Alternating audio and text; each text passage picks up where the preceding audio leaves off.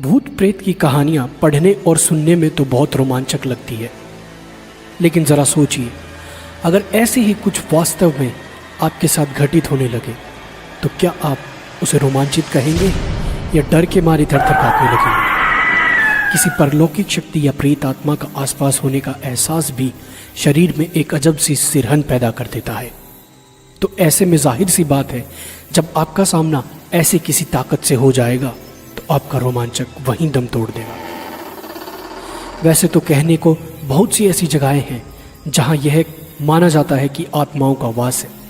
कोई वीरान और अकेला घर हो या एक लंबे समय से खाली पड़ी इमारत। इसके अलावा वह स्थान जहां किसी दुर्घटना की वजह से भी किसी की जान गई हो, उसे भी हम योग्य नहीं मानते हैं कि हम वहां जाएं, क्योंकि जिन लोगों की जान दुर्घटना में जाती है उनकी आत्मा को मुक्ति नहीं मिलती और वे भटकते रहते हैं। कहने को तो बहुत सी जगहें हॉन्टेड या भूता कहा जा सकता है, जहां प्रमाणिक तौर पर कहा जा सकता है कि उस स्थान में कुछ ना कुछ गड़बड़ तो ज़रूर है, और वह स्थान है राजस्थान स्थित भानगढ़ किला। यह वह स्थान है जिसे पुरातत्व वैज्ञानिकों ने सामान्य नहीं माना है।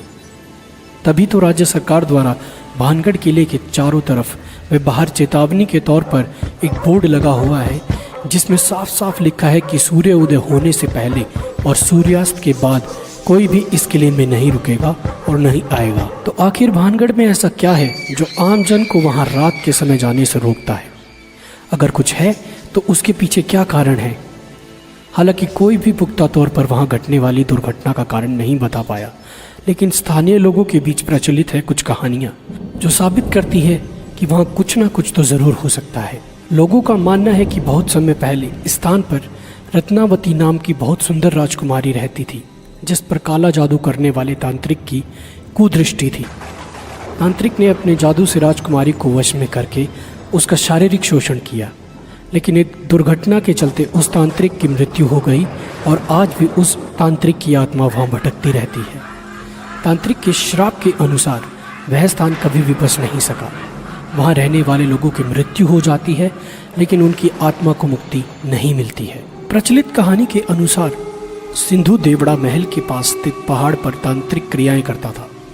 वह रानी रत्नावती के रूप पर आसक्त था। एक दिन भानगढ़ के बाजार में उसने देखा कि रानी की एक दासी रानी के लिए केश तेल लेने आई है। सिंधु देवड़ा ने उस तेल को अभिमंत्रित कर दिया कि वह तेल जिस पर भी लगेगा उससे वह तेल उसके पास ले आएगा।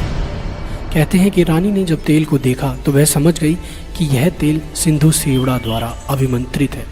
तो कहते हैं कि रानी भी बहुत सिद्ध थी, इसलिए उसने पहचान कर ली और दासी से उस तेल को तुरंत फेंक देने को कहा। दासी ने उस तेल को एक चट्टान पर गिरा दिया। कहते हैं अभिमंत्रित तेल ने चट्टान को उड़ाकर सिंधु सेवड़ा की ओर रवाना कर दिया। सिंधु सेवड़ा ने चट्टान देखकर अनुमान लगाया कि